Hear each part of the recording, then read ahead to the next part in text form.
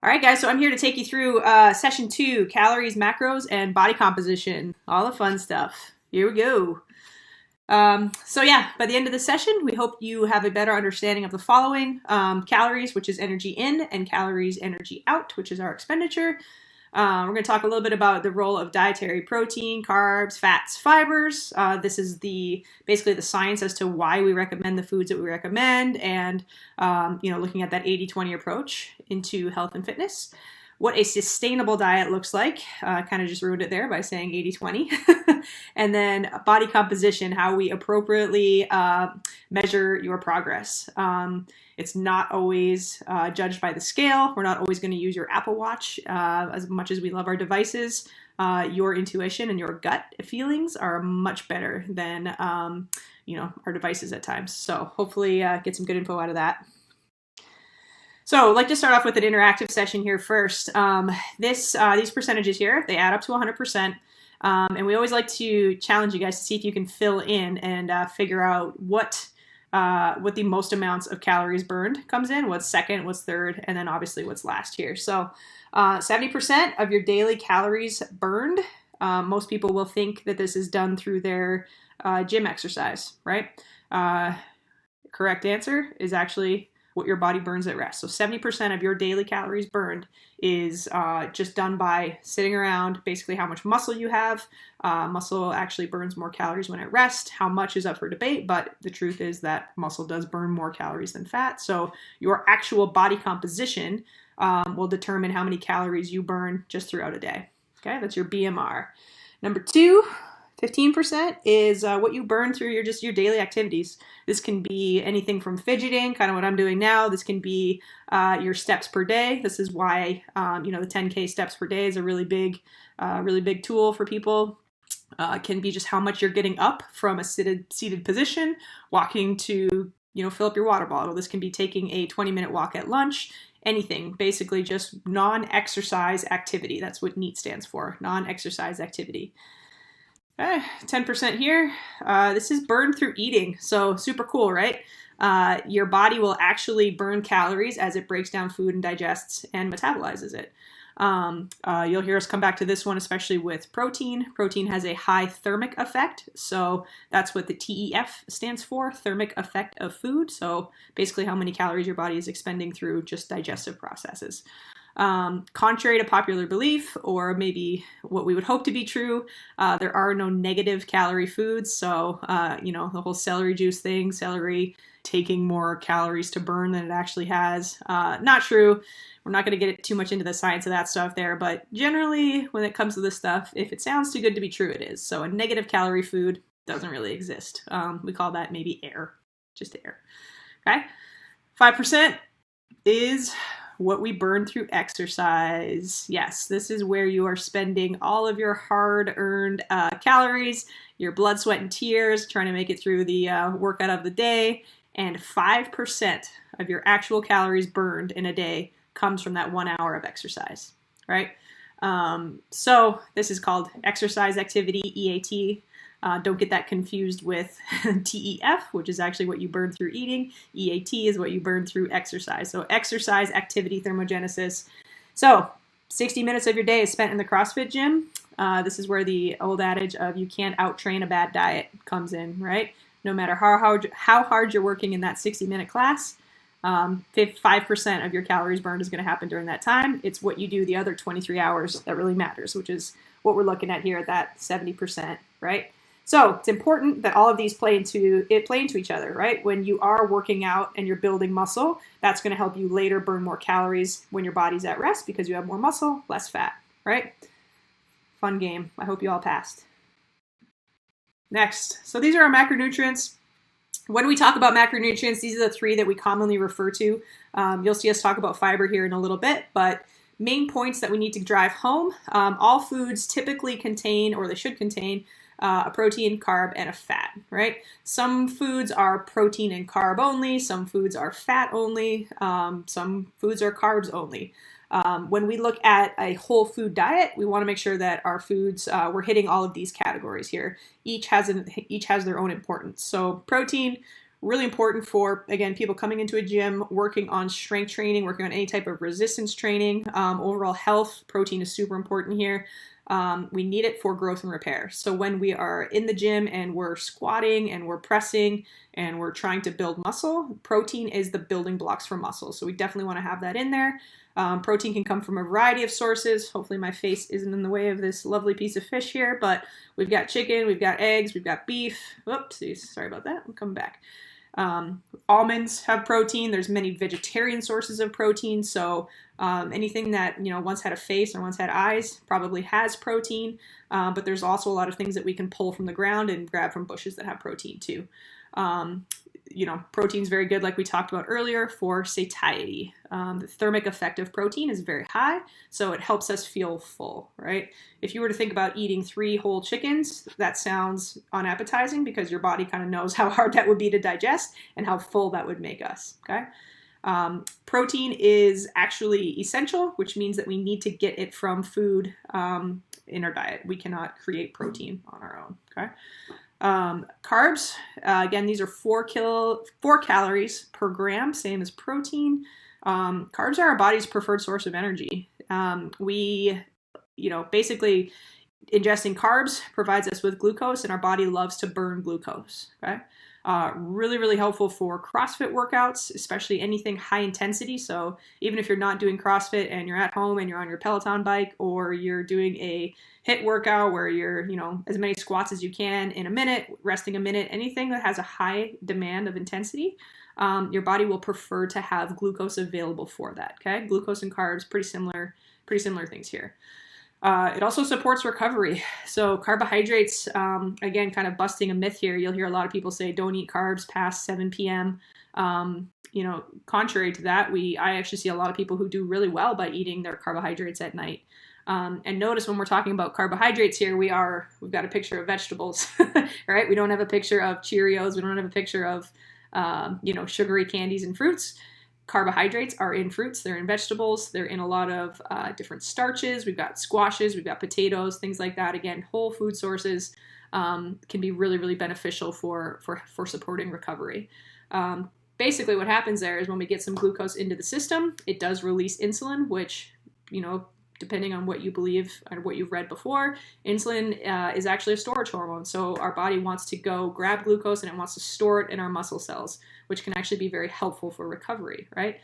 That is a good thing. So can help actually bring down stress hormone, the cortisol at night as well. So if you have any trouble sleeping, sometimes it could just be a food issue, and including a couple more carbohydrates in your diet from these whole food sources could be really beneficial for you, especially if you work out early in the morning and you don't tend to have a big dinner the night before. A lot of the times, that 5:30 a.m. crowd doesn't have a lot of time to eat breakfast. So typically what you ate for dinner the night before your workout is actually going to be what's fueling you. So make sure that dinner has a good amount of carbohydrates, and you'll get some good sleep. You'll wake up, you'll be ready to crush the workout. Okay. Fat, also super important here, helps your body absorb vitamins, actually supports healthy cholesterol levels. We do need some cholesterol in our diet. It supports hormonal growth, and again, really good for satiety. So satiety meaning it keeps us full, right? Protein and fat, really good for that because they are broken down a little bit slower. Carbohydrates, broken down a little bit quicker. And again, that's why we like them to be used for a source of energy, because they're broken down so quick. Fat takes a little bit longer to break down, which again helps us keep full for longer, but doesn't always lend to having a lot of energy available on demand. So, kind of context is king here. When you eat these things can play a pretty important role. I typically like to tell people to, use their fats as a garnish throughout the day. So your olive oils, your avocados, your nuts, things like that. Really, really helpful for helping you, again, feel full throughout the day. But I wouldn't use an avocado as my source of energy, right? A banana, much better choice. Carbohydrate, broken down quickly, good source of energy. Avocado is going to take a lot more time and be a lot slower to digest. I'll turn this off. All right, protein. So is essential.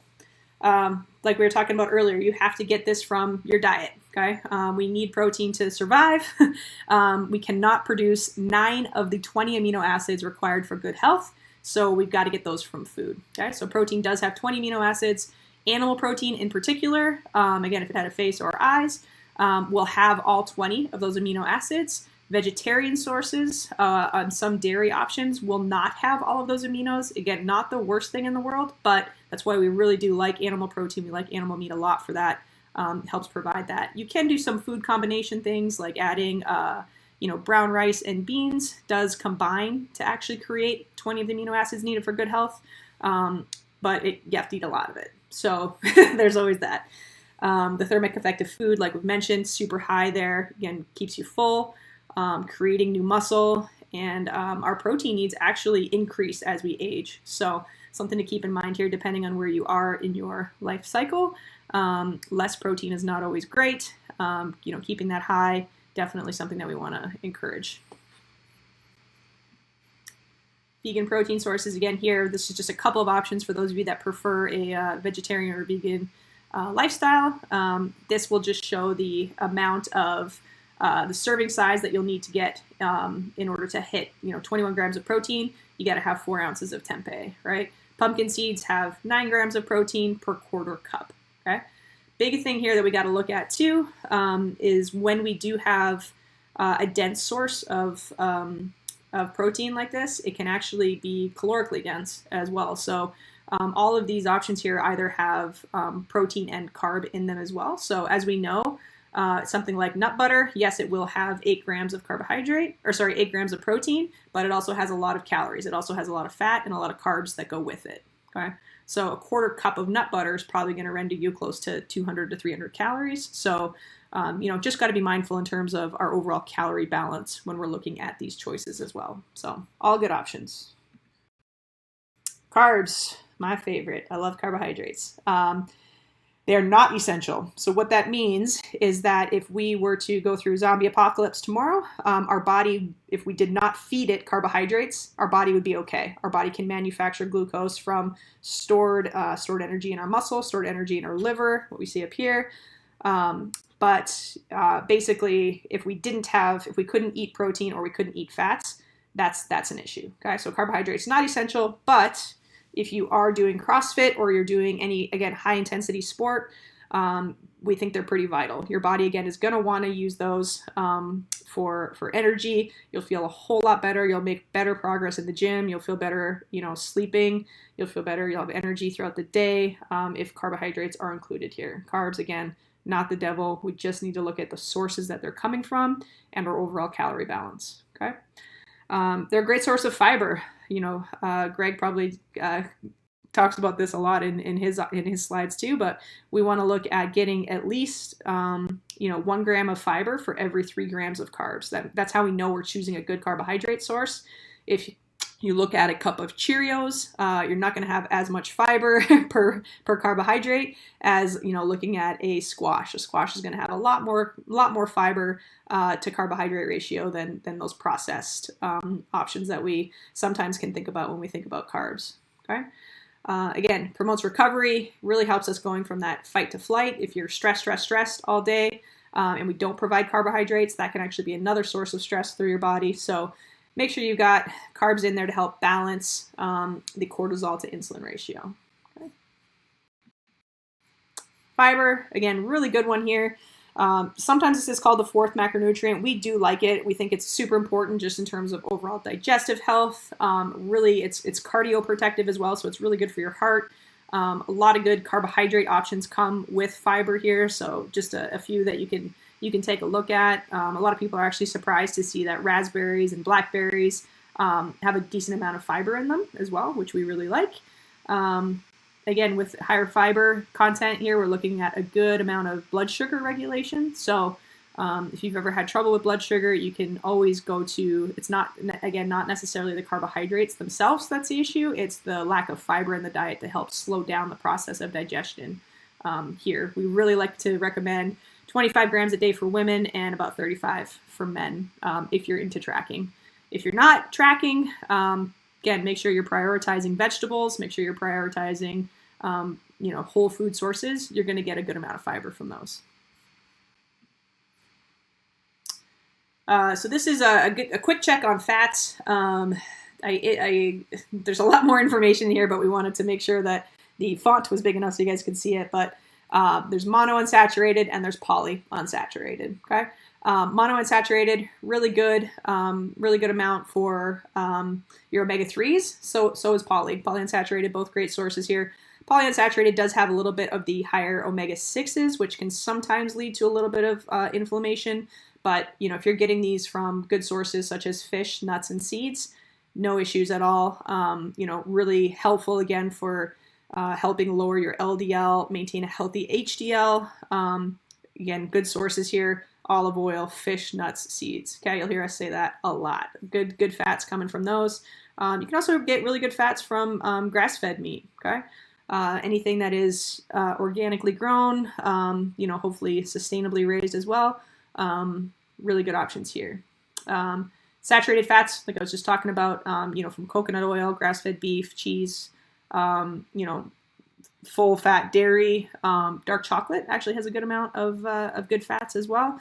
That does not mean go out and buy a Hershey's dark chocolate bar. Make sure your dark chocolate is actually 80% or higher. Okay. Trans fats, those are the ones we want to avoid. Those are highly processed. They have a high, basically like molecular structure that is easily broken down when used in cooking. So as soon as that fat hits the heat, it's broken down. It becomes, basically partially hydrogenated, and your body doesn't recognize it as any type of usable fat. So these are used a lot in restaurants.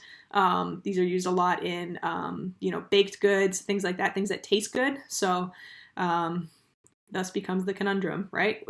when do we make the choice, to not eat these things? Ideally it's, something that we put into that 20% or lower category of how often these things are coming into our diets, right? Things like donuts, anything that basically tastes good, that is shelf stable, a Twinkie, anything like that, chocolate bars, they're going to have some of these hydrogenated oils in them. Okay, so just be mindful.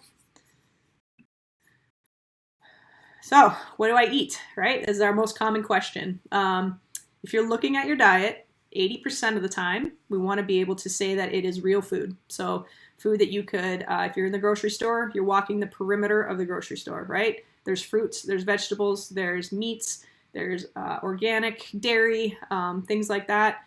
Try to fill up your plate as much as possible.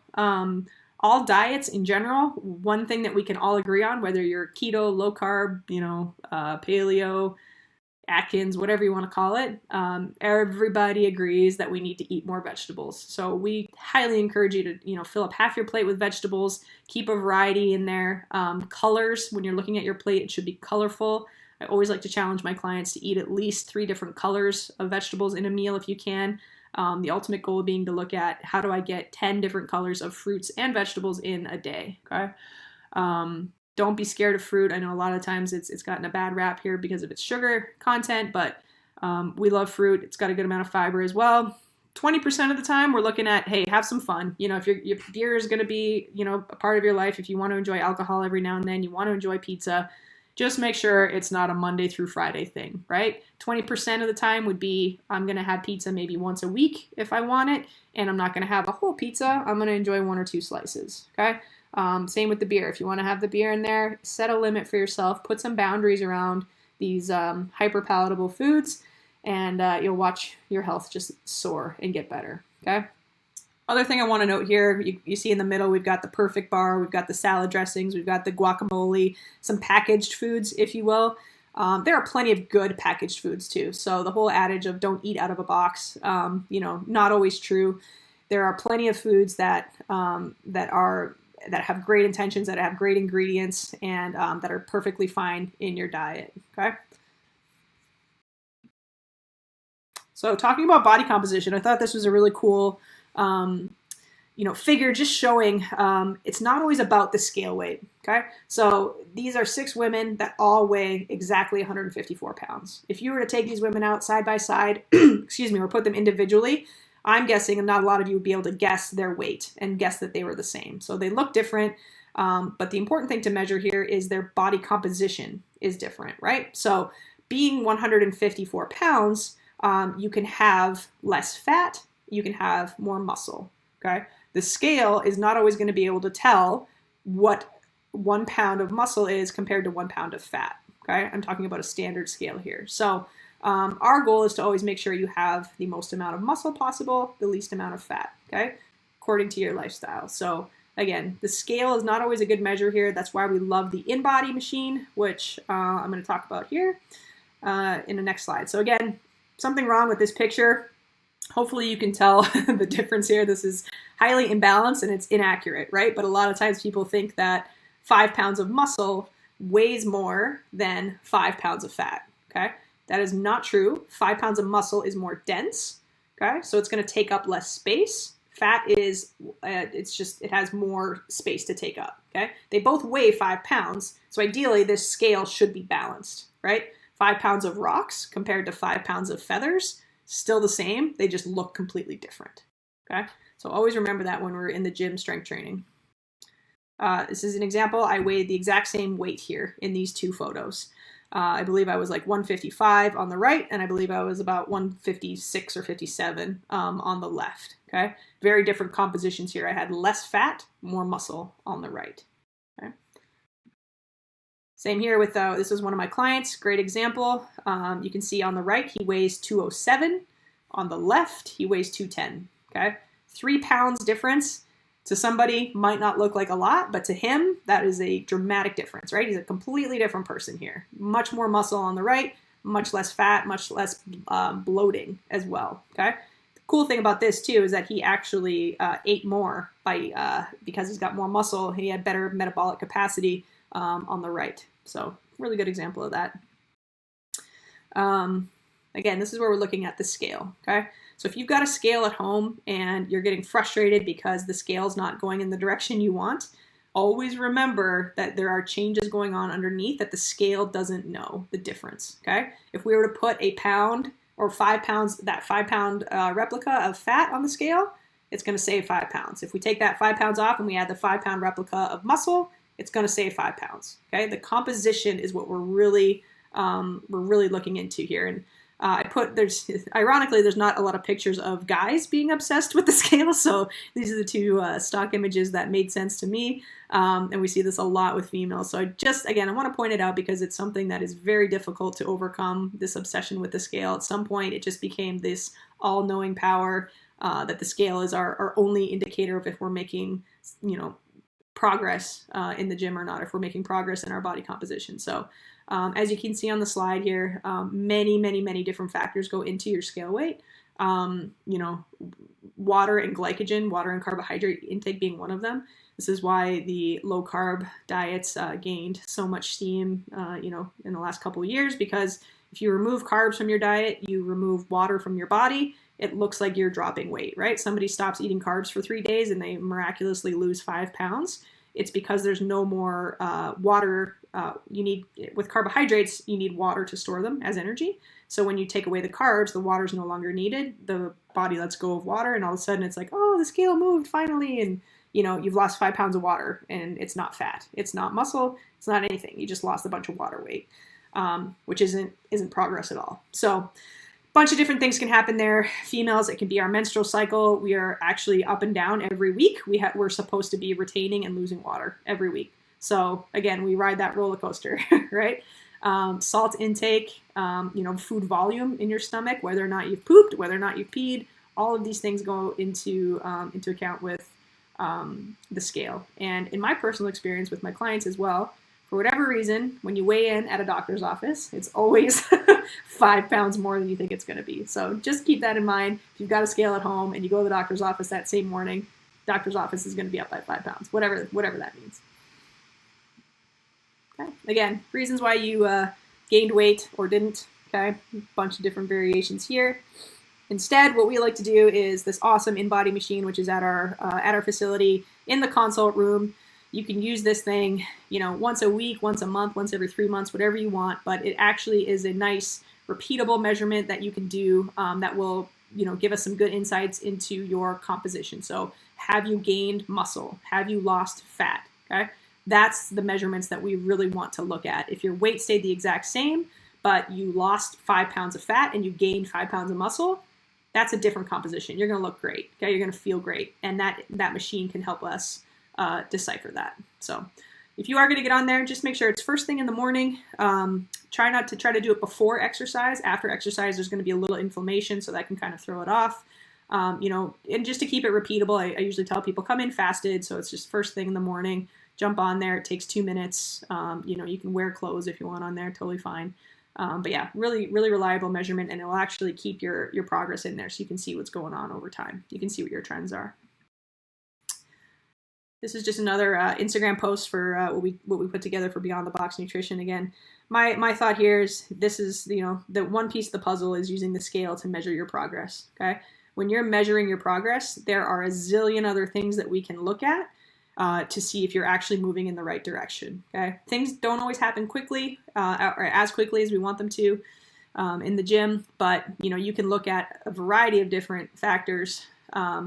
Boom, just like these. Okay. How's your confidence? How's your energy level? How are your workouts feeling? How are your pants fitting? Are you going to the grocery store more often? If you are, you're probably eating better because you're not eating out as much, okay? Females, are your cycles better? Are they more consistent? Is there less PMS? Guys, are you waking up happy? Are you waking up healthy? Okay? Sex drive, how are those things?